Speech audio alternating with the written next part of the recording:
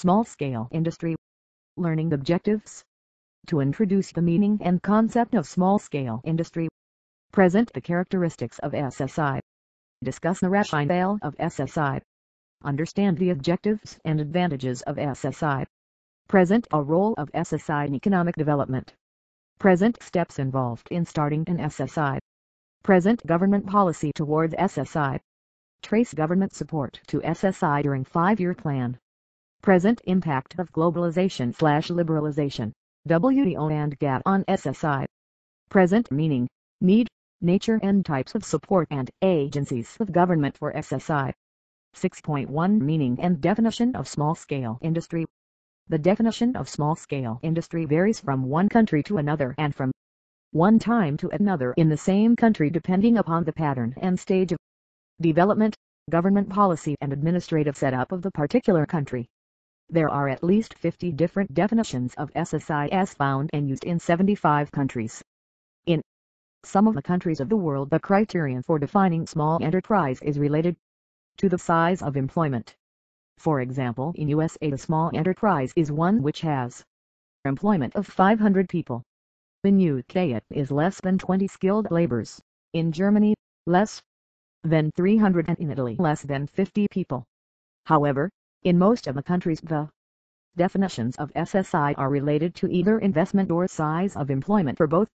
The definition of small-scale industry is an important aspect of government policy, as it identifies the target groups. The first official criterion for small-scale industry in India dates back to second 5-year plan when it was in terms of gross investment in land, building, plant, machinery and the strength of the labor force. On the recommendation of the Federal Association of Small Industries of India FASI only 116/Management and Entrepreneurship.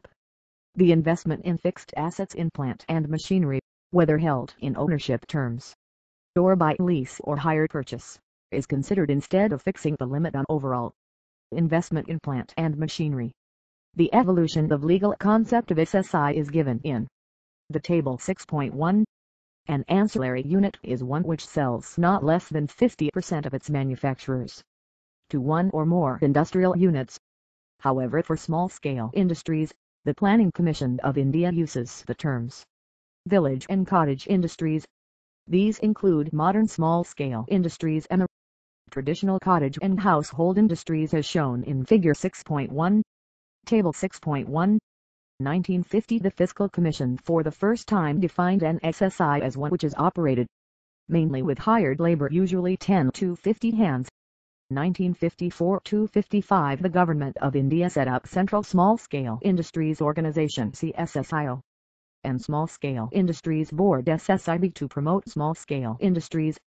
1960 Employment criterion to define SSI was dropped and under investment criterion, industry having gross value of fixed asset up to Rs. 5 lakhs was called as SSI.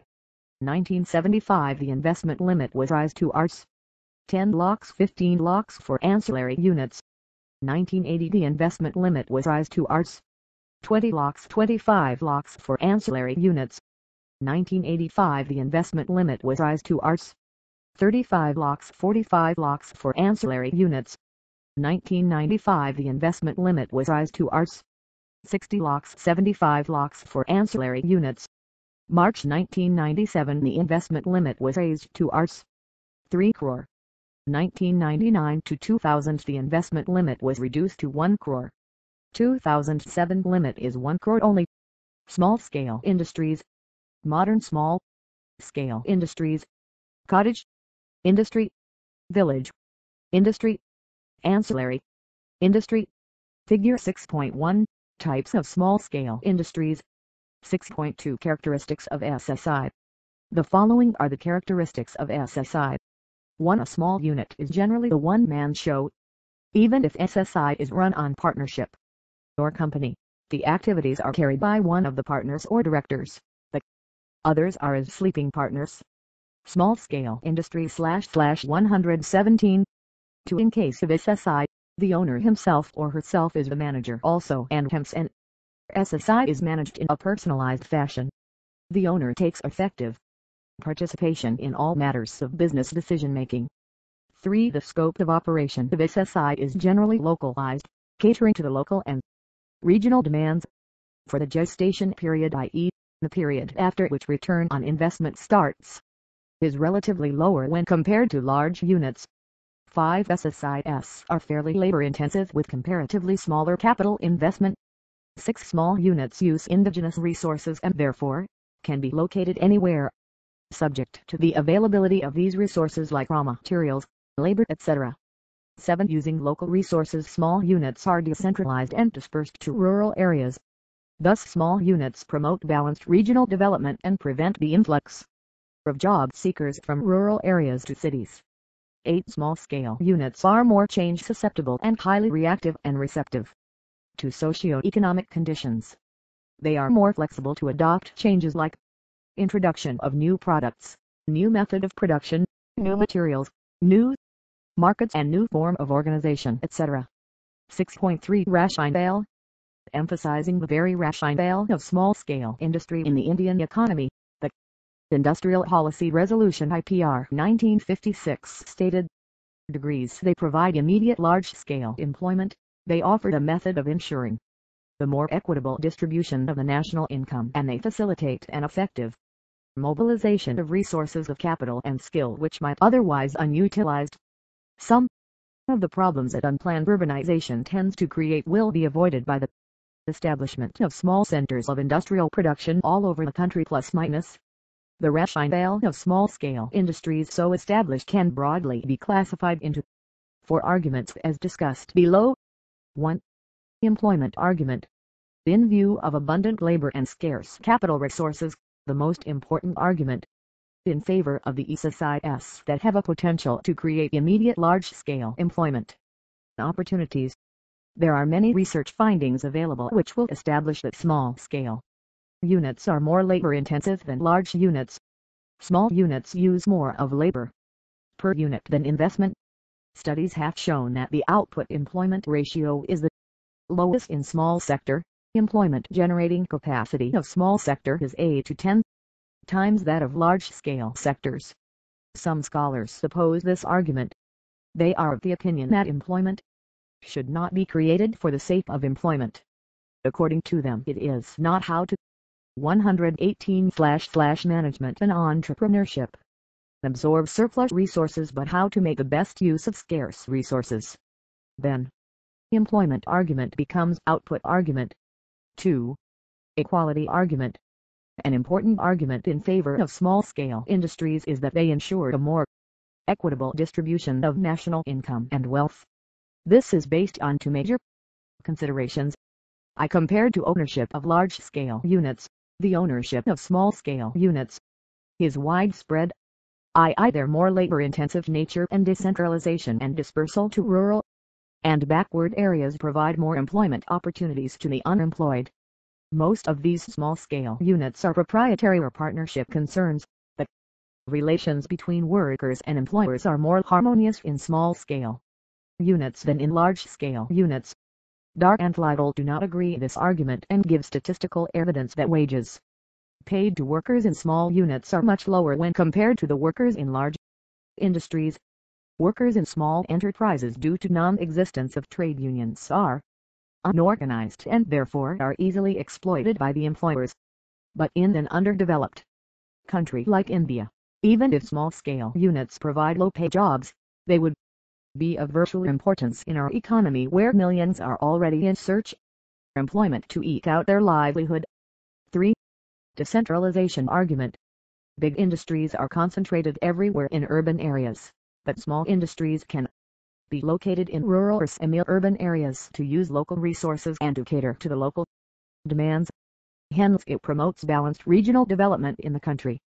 Though it is not possible to start small-scale industry in every village, but it is quite possible to start small units in a group of villages. Decentralization will help tap local resources, idle savings, and local talents and improves the standard of living even in erstwhile backward areas. The good example of this phenomenon is the economy of Punjab, which has more small-scale units than even the industrially developed state of Maharashtra. 4. Latent resource argument. According to this argument, Small enterprises are capable of mapping up latent and unutilized resources like hoarded wealth and ideal entrepreneurial ability, etc. Dark and Lytle feel that the real source of latent resources argument lies in the existence of entrepreneurial skill. According to them, there is no evidence of an overall shortage of small entrepreneurs in India. Hence they doubt the force of this latent resource argument. Their assertion does not appear to be very sound simply because of the fact that if small entrepreneurs were present in abundance, then what obstructed the growth of small enterprises? Small-scale industry / 119. The emergence of entrepreneurial class requires a conducive environment. The impressive growth in the number of small enterprises in the post-independent period highlights the fact that, providing the necessary conditions such as power and credit facilities, the latent resources of entrepreneurship can be tapped by the growth of small enterprises only. 6.4 Objectives. The various objectives of developing small-scale industries are in fact implied in one way or other in its rationale itself, just discussed in the section 6.3. However, an attempt has been made in this section to enumerate the main objectives of developing small enterprises in India. 1. To generate immediate and large-scale employment opportunities with relatively low investment. 2. To eradicate unemployment problem from the country. 3. To encourage dispersal of industries to all over country covering small towns, villages and economically lagging regions. 4. To bring backward areas in the mainstream of national development. 5. To promote balanced regional development in the whole country. 6. To ensure more equitable distribution of national income. 7. To encourage effective mobilization of country's untapped resources. 8. To improve the standard of living of people in the country. 6.5 Scope. The scope of small-scale industries is quite vast, covering a wide range of activities. These activities are characterized by labor-intensive, need less capital and require less sophisticated technology. The activities which are found particularly amenable can be successfully operated in small scale are too many to mention. Among them the important ones are manufacturing activities, servicing/repairing activities, retailing activities, financial activities, wholesale business, construction activities, infrastructural activities like transportation, communication, etc. In order to strengthen the scope for small-scale industries, the Government of India has announced reservation policy for small sector in the country. In 1967 only 47 items were reserved for exclusive manufacture in small-scale sector. In 1983 the reserved 120/management and entrepreneurship list included 836 items. Later Abid Hussain Committee reserved 12 items and thus there are 824 items in the reserved list. The objective of this reservation policy is to insulate the small sector from unequal competition of large industrial establishments, so that the small firms can grow through expansion of existing units and the entry of new firms.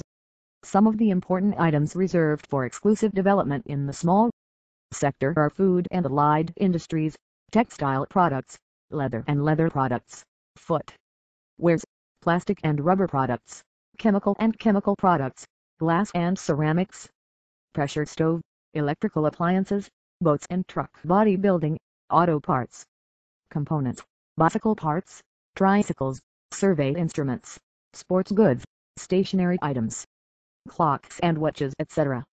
It is also important to note that the performance of reserved small-scale industries does not outshine that of non-reserved small industries. J.C. Sandesra has found that the easy entry into SSI sector has intensified competition within the sector, and resulted in excess supply, and thus, the fall in profitability. He also adds that the reservation policy is calculated to keep registered trademark infant industry in a permanent state of infancy. However, the main objective of reservation policy has been insulated small sector from unequal competition of powerful large-scale units, so that the small sector can grow through expansion on one hand, and by the entry of new firms on the other hand seems to be achieved. Examples are many to support this view. 6.6 Role of SSI in economic development. Economic development is defined in a number of ways. The commonest definition could be registered trademark, an increase in real per capita income of a person resulting in improvement in the levels of living. The developments of small-scale industries contribute to the increase in per capita income. A role of SSI in economic development is given below. 1. Employment. SSI use labor-intensive techniques and therefore provide employment on a large scale. SSI accounts for 75% of the total employment in the industrial sector. SSI provides self-employment to artisans, technically qualified persons and professionals. These industries also offer employment to farmers when they are idle. 2. Optimization of capital. SSI requires less capital per unit of output and provides quick returns on investment. Due to shorter gestation period, small-scale units help to lattice small and scattered savings and channelize them into industrial activities. 3. Balanced regional development. SSI promotes decentralized development of industries. They help to remove regional disparities by industrializing rural and backward areas. They also help to improve the standard of living in suburban and rural areas. Small-scale industry /121. 4. Mobilization of local resources. SSI helps to mobilize and utilize local resources like small saving, entrepreneurial talent, etc., which might otherwise remain idle and unutilized. These industries facilitate the growth of local entrepreneurs and self-employed professionals in small towns and villages. 5. Export promotion. SSI helps in reducing pressure on the country's balance of payments in two ways. First, they do not require imports of sophisticated machinery or raw materials. Secondly, SSI can earn valuable foreign exchange through exports. There has been a substantial increase in exports from the small-scale sector. 6. Consumer surplus. SSI now produces a wide range of mass consumption items. Over 5,000 products are being manufactured in small-scale sector. About one-half of the output of manufacturing sector in India comes from small-scale industries. 7. Feeder to large-scale industries. SSI plays a complementary role to large-scale sector. They provide parts, components, accessories, etc. to large-scale industries. They serve as ancillary units. 8. Social advantage. Small-scale sector contributes towards the development of a socialistic pattern of society by reducing concentration of income and wealth. They provide an honorable and independent living to people with limited resources. They facilitate wide participation of public in the process of development. 9. Share in industrial production. SSI contributes more than one-half of the total industrial production in India. About 5,000 products are manufactured in the small-scale sector. 10. Development of entrepreneurship. Small-scale units have helped to develop a class of entrepreneurs. These units facilitate self-employment and spirit of self-reliance in the society. 6.7 Advantages of small-scale industries. Then small-scale enterprises can be started as per convenience of the owner in terms of space, finance, product and manpower. Then the setting up of the unit and starting of production requires a small gestation period of only 2 to 6 months, and layout can be made as per convenience. Then locally available skilled and semi-skilled people can be appointed at short notice and at much lower wages compared to the medium and large industries. 122/Management and entrepreneurship. Then wherever high technology involved, the parent company executives will help. Alternatively, consultants can be hired to sort out technology-related problems. Then it is one of the best forms of self-employment as well as giving employment opportunities to own kith and kin, friends and relatives, etc. Then in case of rural sector, the SSI units will be able to have cheaper labor, especially in off-seasons. Then in developing countries, the SSI units are a necessity to assist bigger industries and new projects. Thus they not only contribute to the economy of the nation, but also create employment opportunities to people around the project sites. Then in case of SSI units started by experienced and talented executives, there is abundant scope to develop high-technology components for MNCs and also to organize exports. And due to increase in population, there has been increase in production of consumer goods and fast-moving consumer goods (FMCG). In view of this, there is a bigger role for small industries to take up components production and even manufacture the product itself. Then the small units are exempted from excise duty up to 75 lakhs per annum turnover. In case of industries in the backward districts, waiver or concession is given for various statutory taxes. Thus lot of paperwork and formalities are avoided. Then since employees are recruited based on contacts or relations, there will be loyalty to the owner and hence there will be no trade union activity. 6.8 Steps to start an SSIs. Starting an SSI is a complex job. The potential entrepreneur has to pass through a number of steps in a step-by-step approach to achieve his goal of setting up an SSI. In fact, deciding and motivating the self is the first bedrock upon which the establishment concept of an enterprise is entirely posited. Similarly, the identification of a viable project ensures the proposition that degrees well begun is half done plus minus. Hence the various steps involved in establishment of an enterprise through which the entrepreneur may pass are the following. 1. Decision to be self-employed. This is the most crucial decision the youth has to take, shunning wage employment and opting for self-employment or entrepreneurship. 2. Analyzing strengths, weaknesses, opportunities and threats. SWOT analysis. The potential entrepreneur has to analyze his strengths, weaknesses, opportunities and threats while deciding to go for entrepreneur career. This analysis enables him to know what type and size of business would be the most suitable. This will vary from person to person. Small-scale industry /123. 3. Scanning of business environment. It is always essential on the part of the entrepreneur to study and understand the prevailing business environment. In order to ensure success of his enterprise, entrepreneur should scan the business opportunities and threats in the environment. He should study the administrative framework, procedures, policies, rules and regulations and other formalities implemented by the government. For training. Before going to start the enterprise, the potential entrepreneur must assess his own deficiencies which he can compensate through training. He can avail the facilities of various training institutes like EDI, NIBS, BUD, IEDs, existing in our country. These institutes are providing tailor-made entrepreneurship development programs, EDPs, and skill upgradation training programs for the benefit of the new entrepreneurs, existing entrepreneurs and for the employees of the small-scale industries. 5. Product selection.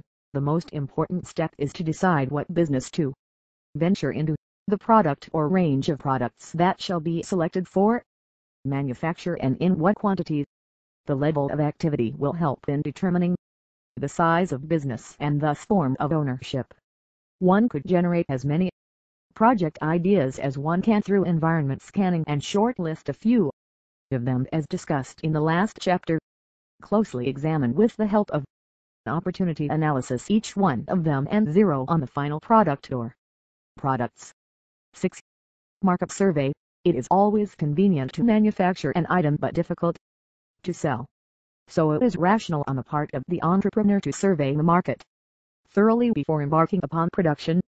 Markup survey implies systematic collection of data by the entrepreneur about the product for manufacture, demand-supply lag, extent of competition, frequency of demand, pattern and design of demand, its potential share in the market, pricing, distribution policy, etc. The principle is to produce what actually people demand. The entrepreneur can contact the concerned authorities for this, and will be discussed later. 7. Form of organization. A firm can be constituted as proprietorship, partnership, limited company, public/private cooperative society, etc. This will depend upon the type, purpose and size of entrepreneur's business. One may also decide on the form of ownership on the basis of resources at hand or from the point of view of investment. 8. Location. The next step will be to decide the location where the unit is to be established. Will it be hired or owned? The size of plot, covered and open area and the exact site will have to be decided. 9. Technology. To manufacture any item, technology is used. Information on all available technologies should be collected by the entrepreneur and the most 124/Management and Entrepreneurship. Suitable one to be identified. This will also be useful to determine the type of machinery and equipment to be installed. The entrepreneur can contact DIC, TCO, etc. 10. Machinery and equipment.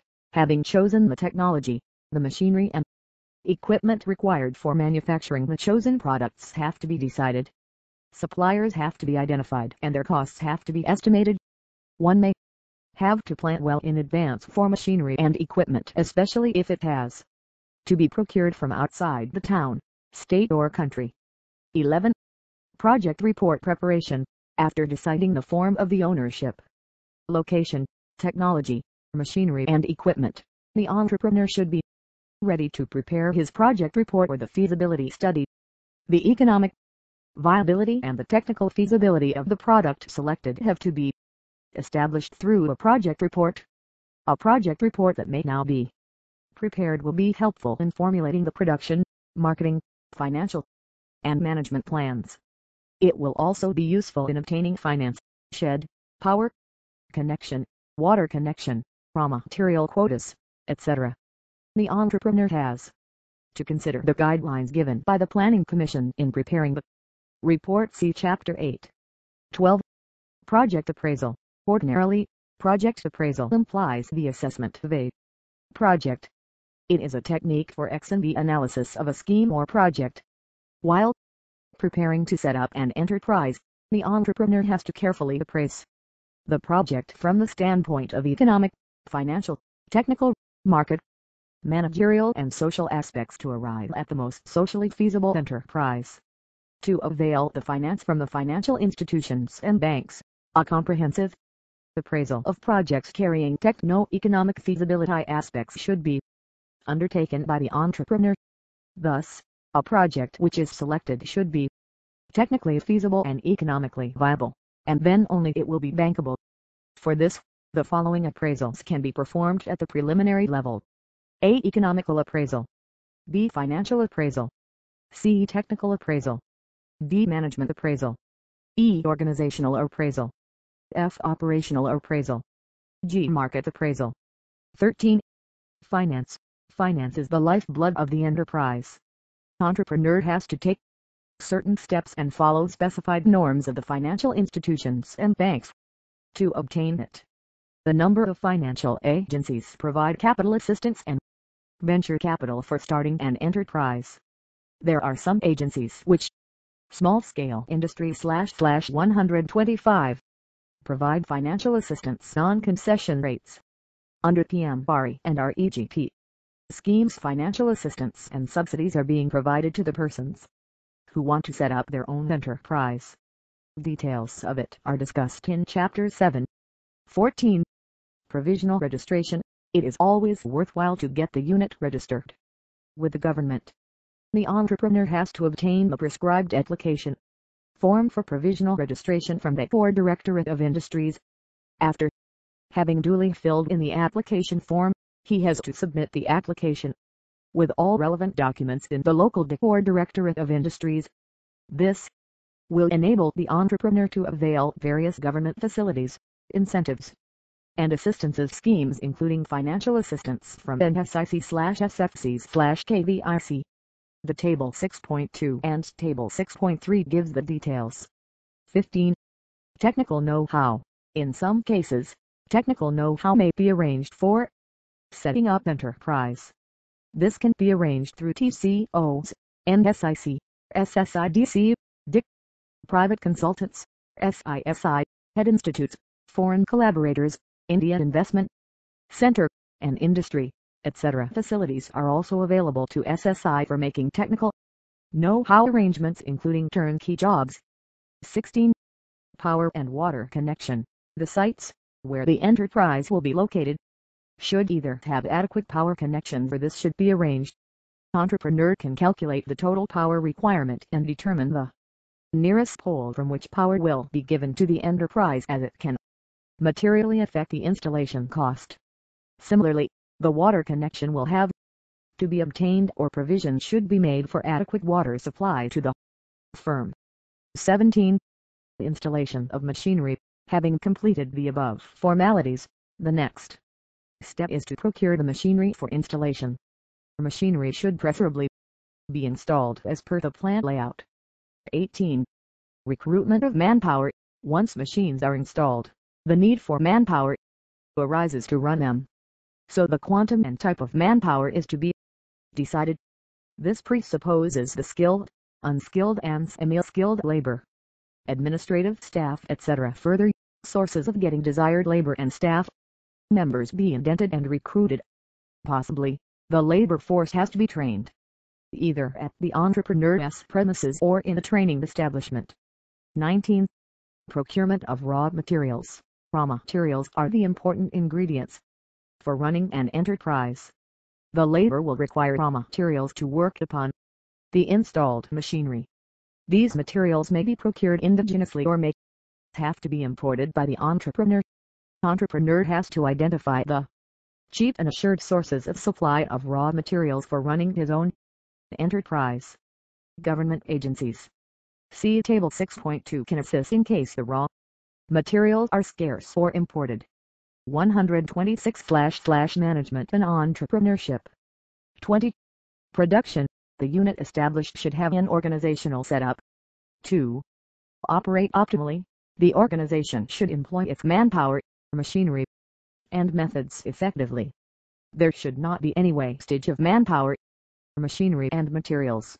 If items are exported, then the product and its packaging must be attractive. Production of the proposed item should be taken up into stages. By trial production, i.e. commercial production. Trial production will help tackling problems confronted in production and test marketing of the product. This will reduce the chances of losses, the eventuality of mistakes in project conception. Commercial production should be commenced after the test marketing of the product. 21. Marketing. Marketing is the most important activity as far as the entrepreneurial development is concerned. Various aspects like how to reach the customer, distribution channels, commission structure, pricing, advertising, publicity, etc. have to be decided by the entrepreneur. Like production, marketing should also be attempted cautiously, that is, in 2 stages, namely I test stage, I commercial marketing stage. Test marketing is necessary to save the enterprise from going into disrepute in case the product launched is not well accepted by the customers. It will also assist the entrepreneur in carrying out modifications or additions in designs and features of the product. Having successfully test marketed the product, commercial marketing can be undertaken. The entrepreneur can contact the Small Industries Marketing Corporation. 22. Quality assurance. Before marketing, the product quality certification from BIS Bureau of Indian Standards/AGMARK/Hallmark, etc. should be obtained depending upon the product.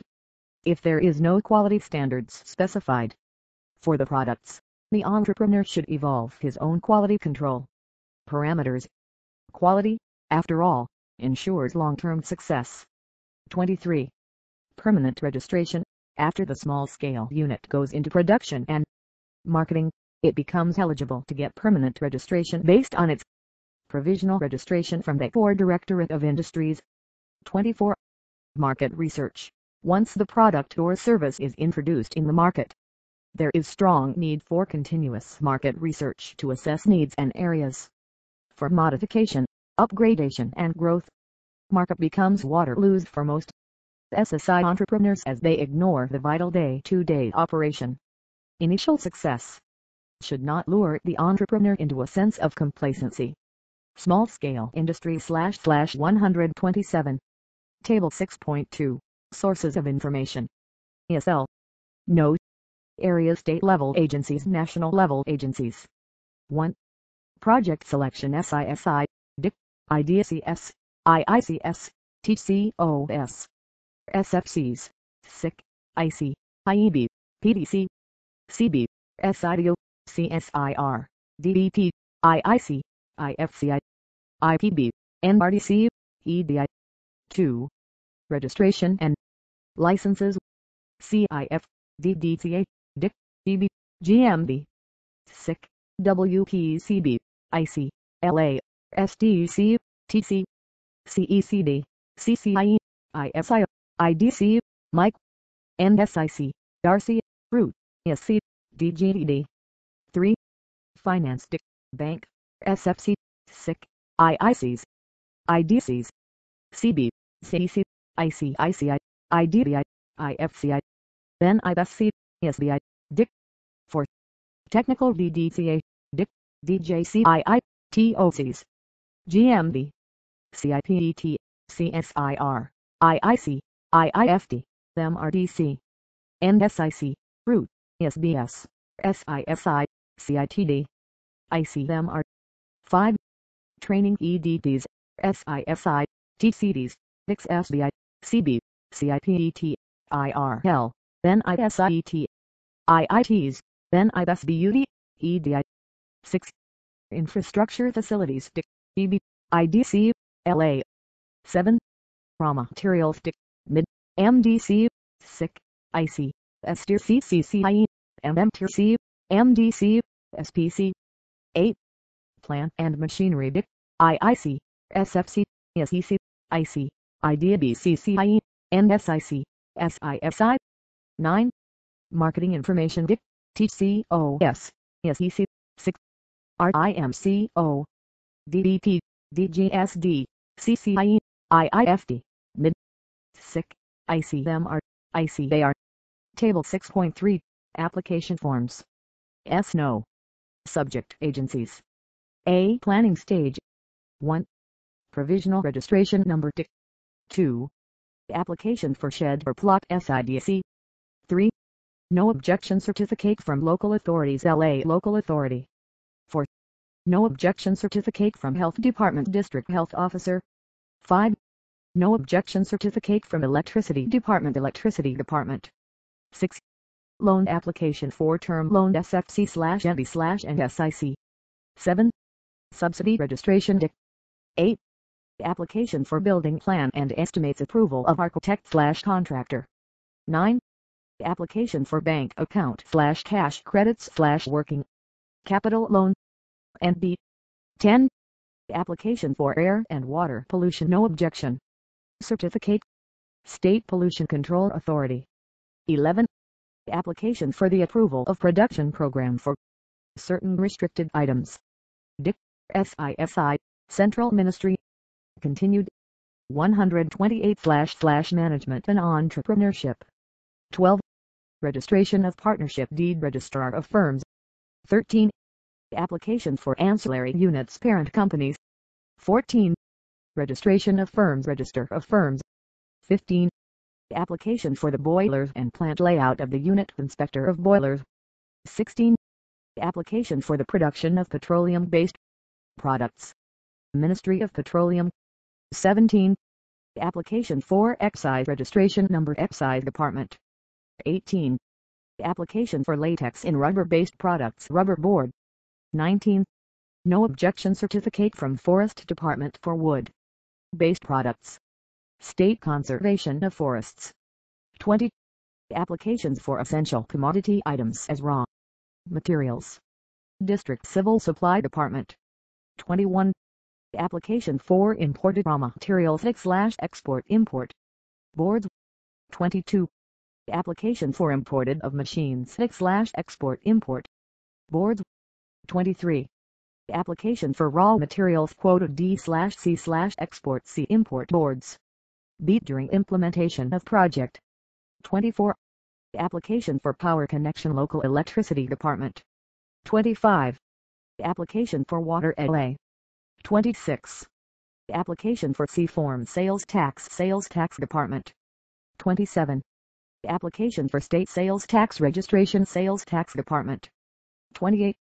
Application for Central Sales Tax Registration Sales Tax Department. 29. Application for exemption from sales tax/sales tax department. 30. Application for exemption from octroi duty/LA. 31. Application for storing of inflammable raw material directive explosives.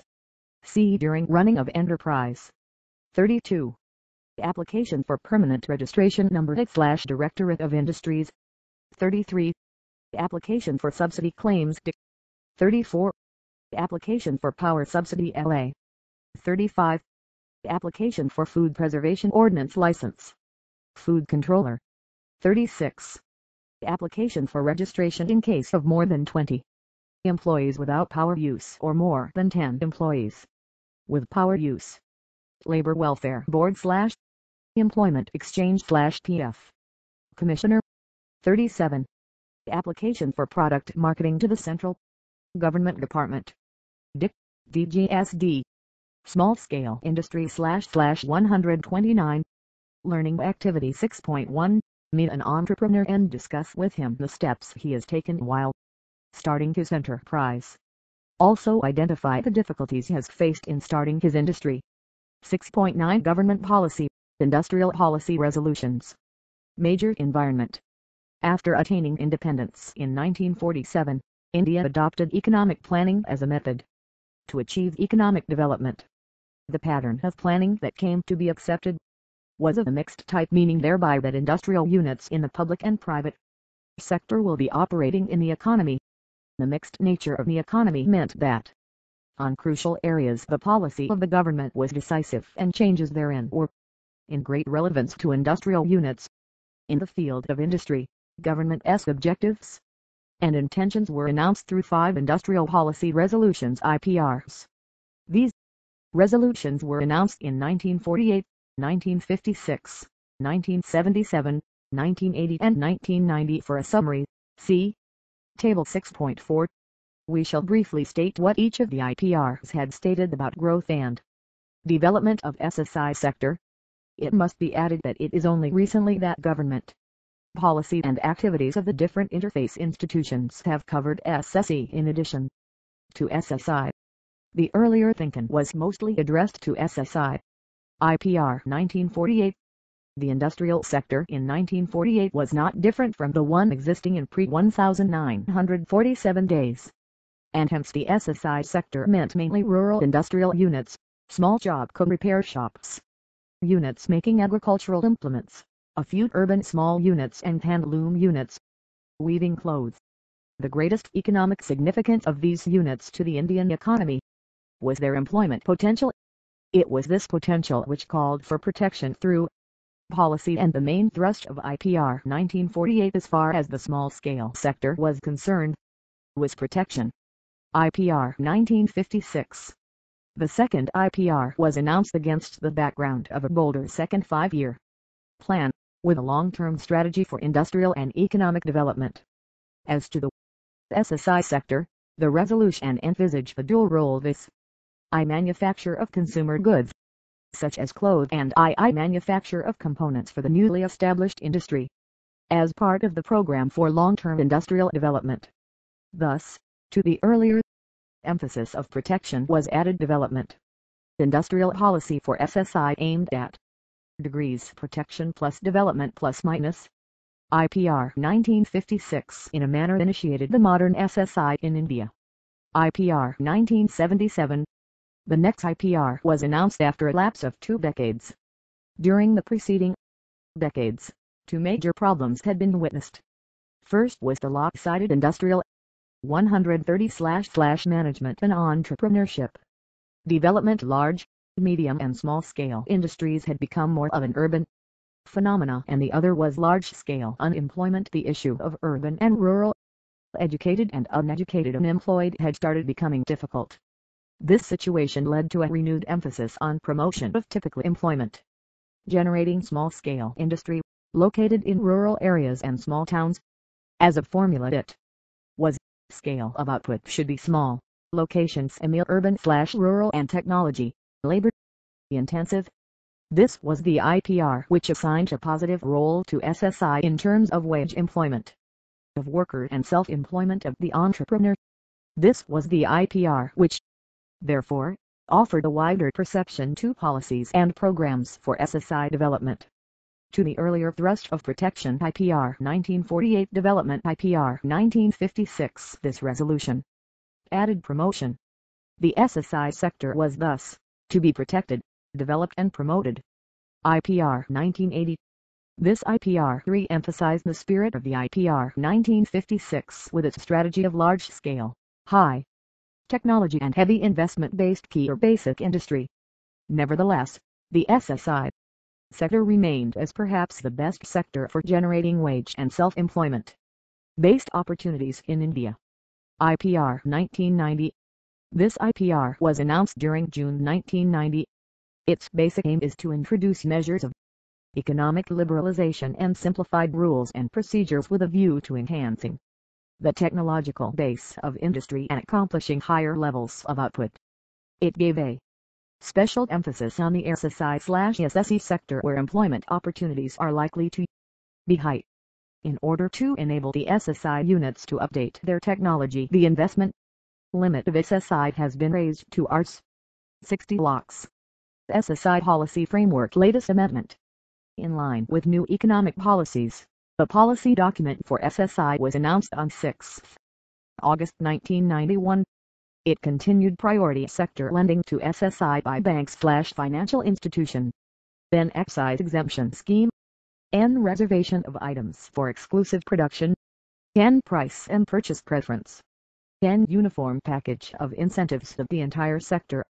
It introduced new measures like and removal of location restrictions, and enhancement of coverage limits, then shift towards infrastructural development support, small-scale industry/131, and inclusion of services in this sector, then allowing equity investment in SSI up to 24%, then shift from protection/regulation to promotion of equality, technology and efficiency, then substantial deregulation and simplification of rules and procedures.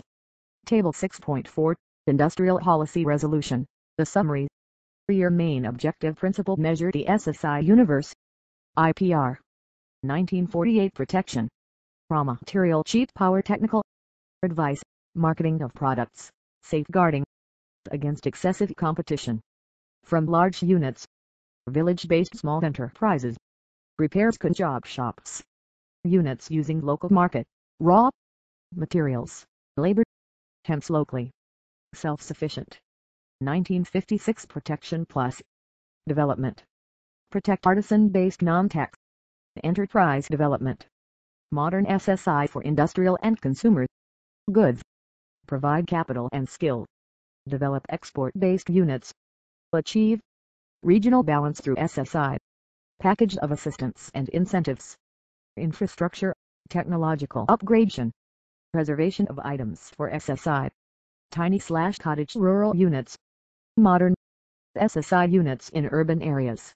Units employing labor-intensive technology. New entrants to SSI. New entrepreneurs. Ancillary units. Modern SSI. 1977 Protection Plus Development Plus Promotion. Protect labor-intensive technology. Promote small tiny units. Promote non-urban location. Promote new first generation entrepreneurs. Decentralized production. C2C 1980 Protection Plus Development Plus Promotion. Protect labor-intensive technology. Promote small tiny units. Promote non-urban location. Promote new first generation entrepreneurs. Decentralized production. Nuclear plant for SSI. Growth reservation products for SSI. C2C 1990 Promotion of equality, technology and efficiency. Promotion of SSI and agro-based industries. Reservation of products 836. And new lines to be identified. Central investment subsidy. Rural and backward areas. Technology centers for modernization. Small industry development bank SIDBI. Facilities of KVIC and KVI boards to be expanded to help artisans in marketing, agro-processing industry to receive high priority. C2C 132/Management and Entrepreneurship. Learning Activity 6.2. Visit a small-scale industry and find what benefit the entrepreneur has availed from industrial policy. 6.10 Government support to SSI during 5-year plan. Immediately after independence, Government of India has given great importance to the development of small-scale sector in the successive 5-year plans. The expenditures for SSI during the 8 5-year plans are given in Table 6.5. First plan. In the first 5-year plan Rs. 48 crores constituting 47.8% of total plan expenditure on industry was spent on small-scale sector alone. During this plan, 6 boards were constituted, namely All India Handloom Board, All India Handicraft Board, All India Coffee and Village Industry Board, Small Scale Industries Board, Coir Board and Central Silk Board. The boards were established to cover the entire field of small-scale and cottage industries. Second plan. As per the recommendations of Carve Committee, the second 5-year plan focused on dispersal of industries. During this plan 60 industrial estates were established for providing basic facilities like water, power, transport etc. at one place. The total expenditure during this plan towards SSI was Rs. 187 crores. In addition, some items were reserved for exclusive production in small-scale industries. Third plan. The third plan focused on extension of coverage of small-scale industries. During this plan Rs. 248 crores were spent. Fourth plan. The programs adopted during the third plan were extended during fourth plan also. As a result, small sector witnessed significant diversification and expansion during the fourth plan period, during which 346 industrial estates had been completed and small-scale sector provided employment to almost 82,700 persons. Fifth plan. The main thrust of the fifth plan was to develop small-scale industries, to remove poverty and inequality stacking the land. During this plan the expenditure incurred is Rs. 592 crores. Sixth plan. Because of the massive development programs initiated for the development of promising small-scale sector, the actual expenditure of Rs. 1945 crores surpassed the plan. 836 items were reserved for manufacturing in small-scale industries, and reserved 409 items for exclusive purchase from small-scale industries. In addition, SIDO Small Industries Development Organization was established to provide consultancy services in technical, managerial and marketing. In 1982 CART Council for Advancement of Rural Technology was established for providing necessary technical input to 23 rural industries. By the end of sixth plan, the production from small and cottage industries increased to Rs. 65,730 crores, exports touched Rs. 557 crores and employment in SSI sector reached 315 lakh persons. This accounts for 80% of the total industrial employment. Small-scale industry /133. Seventh plan. The main thrust of this plan was upgradation of technology to increase competitiveness of small sector. The new watchword was degrees competition plus minus and degrees not reservation plus minus. The actual expenditure of Rs. 3,249 crores surpassed the plan outlay of Rs. 2,752 crores. The value of production increased from Rs. 57,100 crores to Rs. 91,681 crores. Eighth plan. The main thrust of the eighth plan was the employment generation as the motive force for economic growth. To achieve this, small and village industries have been assigned an extremely important role. The proposals of this plan are: by the plan reiterated that timely and adequate availability of credit is more important than concessional credit. For this purpose SIDBI was established. Certain new initiatives like sanction of composite loans under registered trademark single window system, concessional loans to state corporations for infrastructural developments were introduced. IIA plan proposed to establish tool room and training institutes in order to upgrade technology. III Growth Center approach has been accepted and 70 growth centers were established. In addition, establishment of functional industrial estates with agricultural and horticulture products was also proposed. IV proposed to establish integrated infrastructure development centers for tiny units. For this center, the state governments and industry associations were also involved. Table 6.5 Expenditure towards SSI in 5-year plans. Plan/period total expenditure towards SSI in crores. First 1951 to 56. Second 1956 to 61. Third 1961 to 66. Fourth 1969 to 73. Fifth 1974 to 78. Sixth 1980 to 85.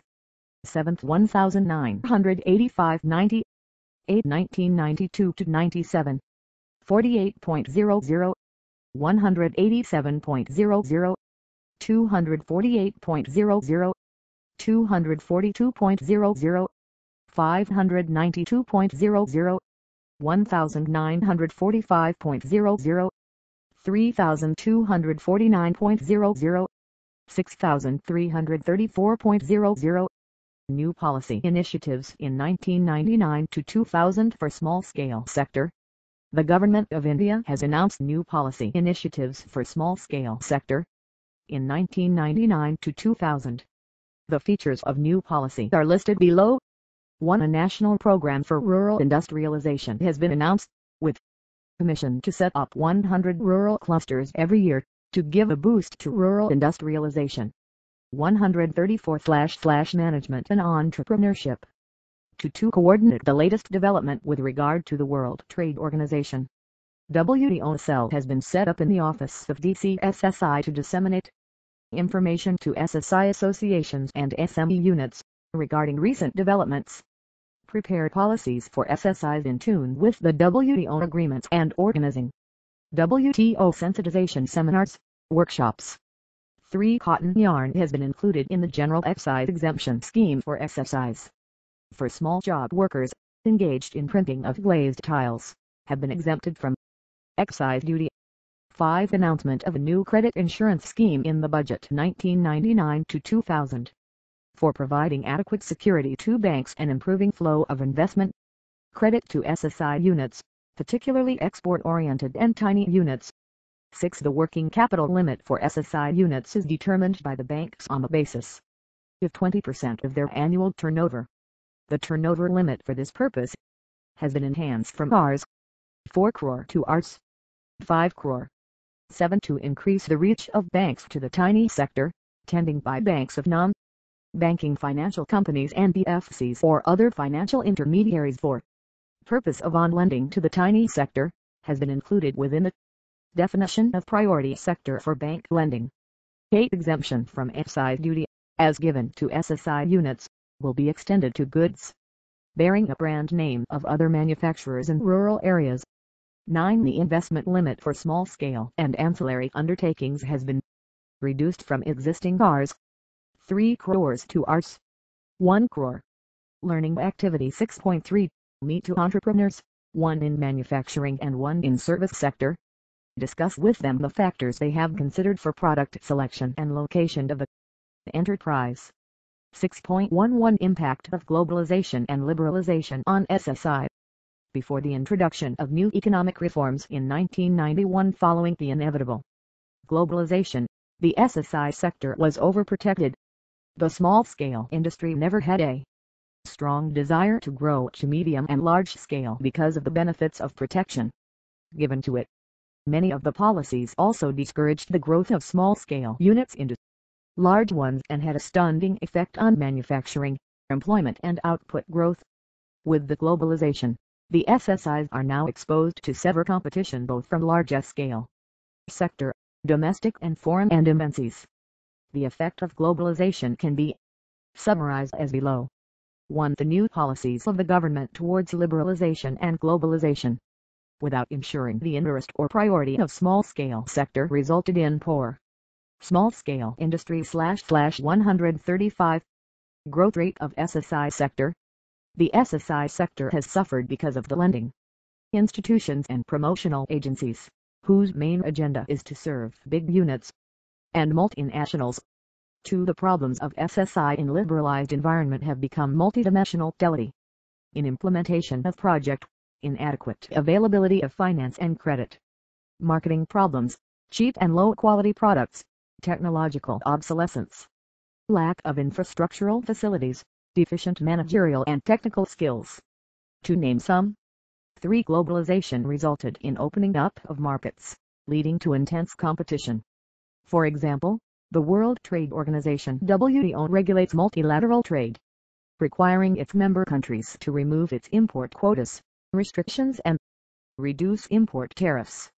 India was also asked to remove quantitative restrictions on import by 2001 and all export subsidies by 2003. As a result, every enterprise in India, whether small-scale or large-scale, has to face competition. The process was initiated for small-scale units by placing 586 of its 812 reserved items on the open general license list of imports. For with the removal of restrictions of foreign direct investment, multinational companies entered India, which further intensified the competition in the domestic market.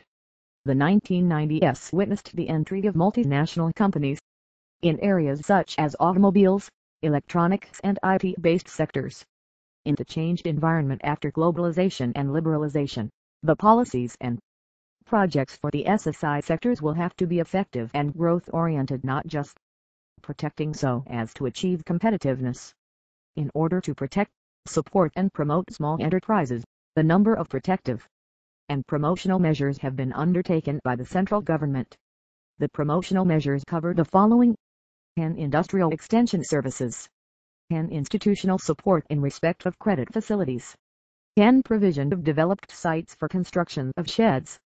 10. Provision of training facilities.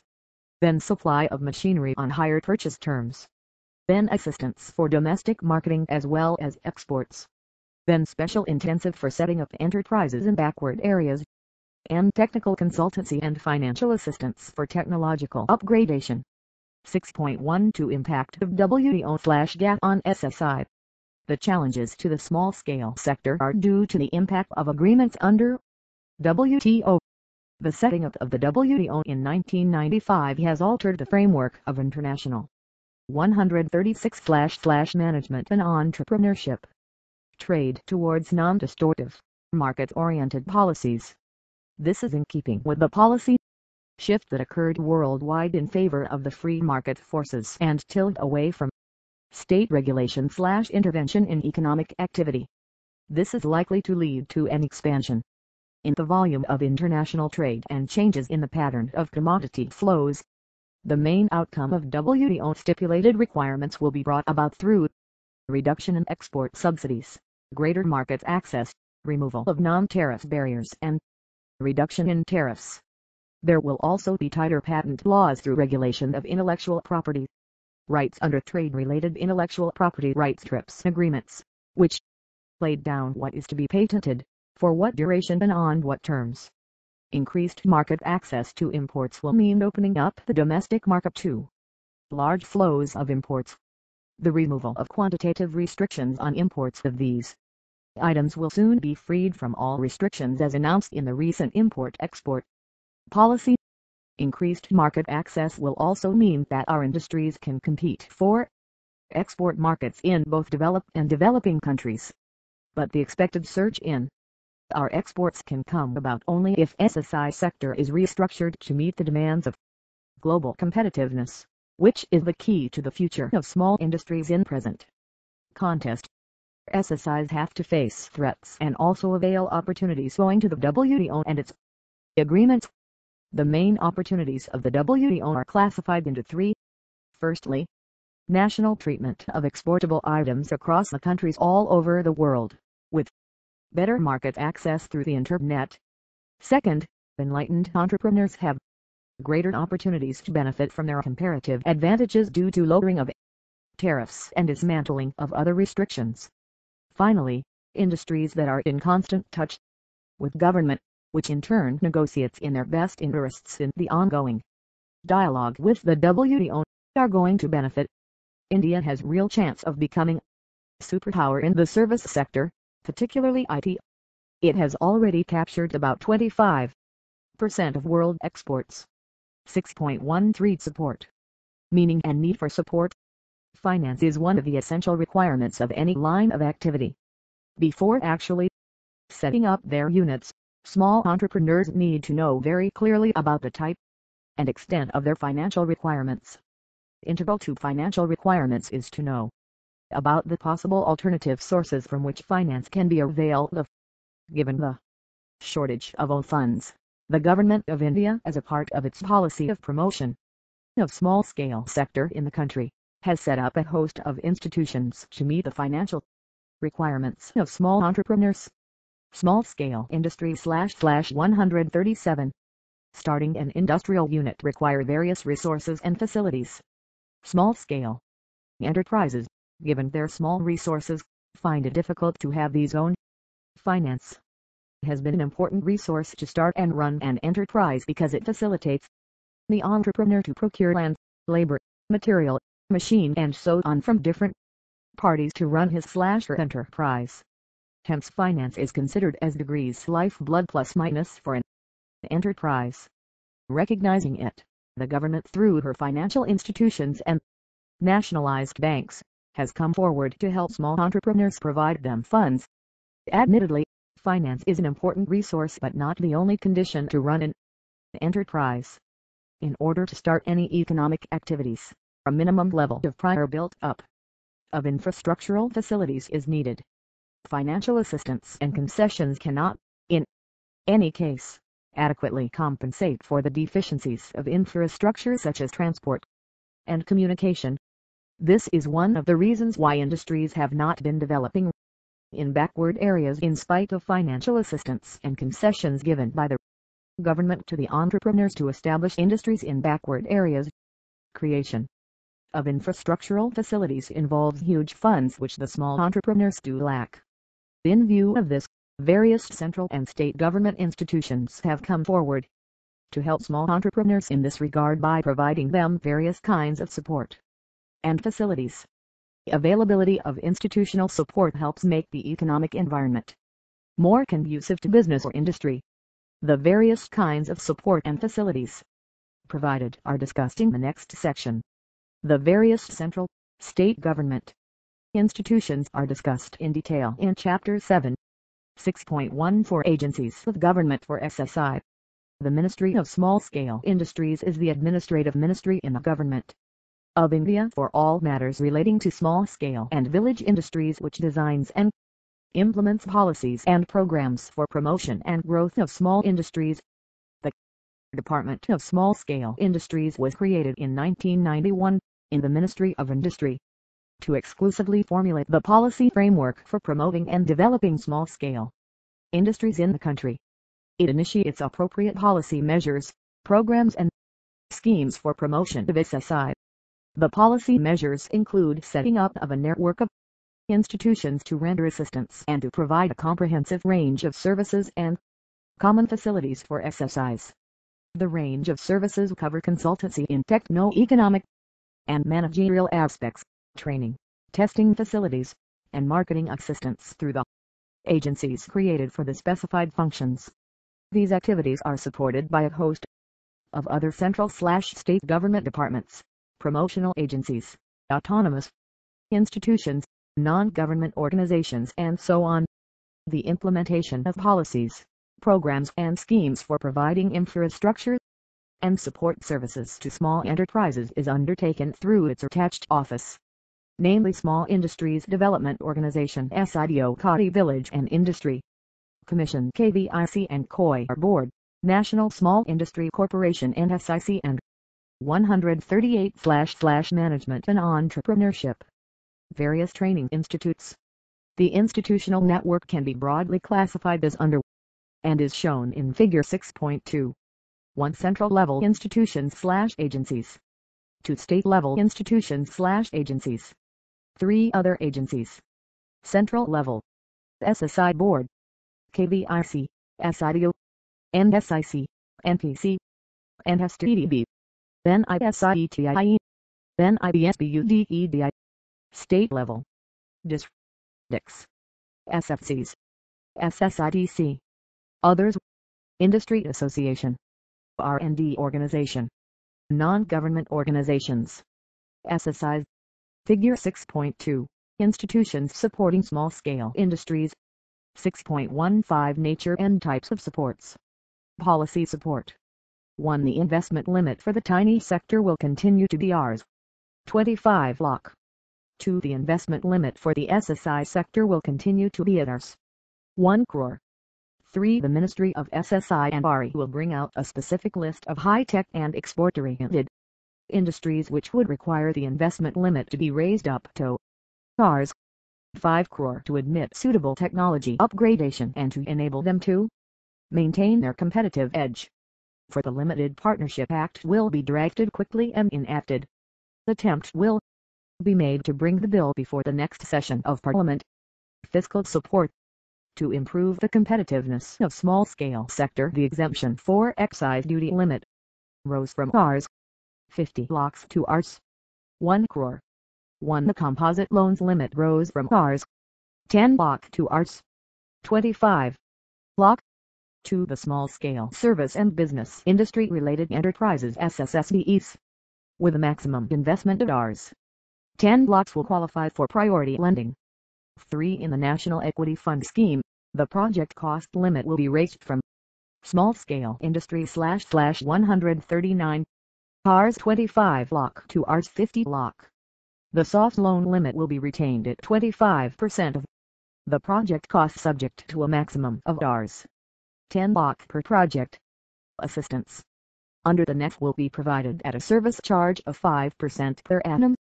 For the eligibility limit for coverage under the recently launched August 2000 Credit Guarantee Scheme has been revised to Rs. 25 lakh from the present limit of Rs. 10 lakh. 5. The Department of Economic Affairs will appoint a task force to suggest revitalization / restructuring of the state finance corporations. 6. The NEAC Committee's recommendations regarding provision of 20% of the projected turnover as working capital is being recommended to the financial institutions and banks. Infrastructure support. 1. The Integrated Infrastructure Development IID scheme will progressively cover all areas in the country with 50% reservation for rural areas. 2. Regarding upgrading industrial estates which are languishing, the Ministry of SSI and RE will draw up a detailed scheme for the consideration of the Planning Commission. 3. A plan scheme for cluster development will be drawn up. For the funds available under the non-lapsable pool for the Northeast will be used for industrial infrastructure development, setting up of incubation centers, for cluster development and for setting up of IIDs in the Northeast, including SICAM, technological support and quality improvement. 1. Capital subsidy of 12% for investment in technology in selected sectors. An interministerial committee of experts will be set up to define the scope of technology upgradation and sectorial priorities. 2. To encourage total quality management, the scheme of granting Rs. 75,000/ to each unit for opting ISO 9000 certification will continue for the next 6 years, i.e., till the end of the 10th plan. 3. Setting up of incubation centers in sunrise industries will be supported. For the TBSE set up by SIDBI will be strengthened so that it functions effectively as a technology bank. It will be properly networked with NSIC, SIDO, SENET program and APCDD. 5. SIDO, SIDBI and NSIC will jointly prepare a compendium of available technologies for the R&D institutions in India and abroad and circulate it among industry associations for the dissemination of the latest technology. Related information. 140/ Management and Entrepreneurship. 6. Commercial banks are being requested to develop schemes to encourage investment in technology upgradation and harmonize the same with SIDBI. 7. One-time capital grant of 50% will be given to small-scale associations which wish to develop and operate testing laboratories, provided they are of international standard. Marketing support. 1. SIDO will have a Market Development Assistance MBA program, similar to one obtaining in the Ministry of Commerce and Industry. It will be a plan scheme. 2. The Vendor Development Program, buyer-seller meets and exhibitions will take place more often and at dispersed locations. Informational support. 1. General information. 2. Technical/marketing expertise in specific areas. 3. Technical and financial expertise. 4. Implementation assistance for turnkey projects. Incentives and subsidies. 1. Export-import subsidies. 2. Interest-free loans. 3. Subsidy for R&D work. 4. Capital investment subsidy. 5. Transport subsidy. 6. Interest subsidy. 7. Subsidy for power generation. 8. Exemption from property tax. 9. Incentives for NRI. 10. Exemption from income tax. 11. Sales tax exemptions. 12. Price preference to SSIs. 13. Subsidy/assistance for technical consultancy. 14. Exemptions from stamp duty. 15. Provisional for seed capital. 16. Allotment of controlled or subsidized raw materials. 17. Subsidy for cost of market study/feasibility study or reports. Small-scale industry/141. Other types of support. 1. Streamlining rules and regulations. 2. Entrepreneurship development training. 3. Rehabilitation of sick units. Learning activity 6.4. Visit an entrepreneur and discuss with him about the agencies to be contacted for registration, marketing assistance and technical support. 6.16 Ancillary, tiny and service industries. An ancillary unit is one which sells not less than 50% of its manufactures to one or more industrial units. The limit of investment is same for ancillary units and small-scale industries. The investment limit for tiny industry is Rs. 25 lakh in plant and machinery. There is no restrictive condition of the location of the unit in small towns. These enterprises would be entitled to preference in land allocations, power connection, access to facilities, or skill/technical upgradation. These would also have easy access to institutional finance, priority in government purchases and relaxation in labor laws. Service units provide services such as hotel and hospital services. The investment ceiling is fixed at Rs. 1.0 million excluding land and buildings. Chapter Summary. In India, a small-scale industry is defined as an industry having gross value of fixed asset in plant and equipment up to Rs. 1 crore. The characteristics of SSI are 1. Man. Show. Scope of operation is generally localized, low gestation period, fairly labor intensive and generally makes use of local resources. The rationale of SSI can be broadly classified into employment argument, equality argument, decentralization argument and latent resource argument. SSI plays a crucial role in economic development. An entrepreneur has to follow a step-by-step procedure to start an enterprise right from identification of opportunities. The government's objectives and intentions towards SSI were announced through her 5 Industrial Policy Resolutions (IPR). The main thrust of IPR 1948 was protection. In IPR 1956 it was protection plus development. In IPR 1977 the focus was on protection, development and promotion. The IPR 1990 focus was on promotion of equality, technology and efficiency. In 1991 new economic policies were announced. The Government of India has given great importance for the development of small-scale sector in the successive 5-year plans. The total expenditure towards SSI in first 5-year plan was Rs. 48 crore and in the 8th 5-year plan total expenditure towards SSI was Rs. 6334 crore. Globalization, liberalization, WTO and GATT have 142/management and entrepreneurship. Impact on SSIs, both positive and negative. The agencies of the government to be contracted are classified as state and central government agencies. These agencies provide financial support, technical support and marketing support etc. Questions. 1. What do you mean by small-scale industry? List the characteristics of small-scale industries. 2. Explain the rationale of SSI. 3. Enumerate the objectives of SSI. 4. Discuss the scope SSI. 5. Explain a role of SSI in economic development. 6. Discuss the advantages of SSI. 7. Explain in brief the steps involved in starting an SSI. 8. Explain the government policy for SSI through 5 industrial policy resolutions. 9. Discuss the government's support to SSI during 5-year plans. 10. Explain the impact of globalization and liberalization on SSI. 11. Explain the impact of WTO and GATT on SSI. 12. Discuss agencies of government for SSI. 13. Discuss the meaning and need of support. 14. Explain in brief the nature and types of support for SSI.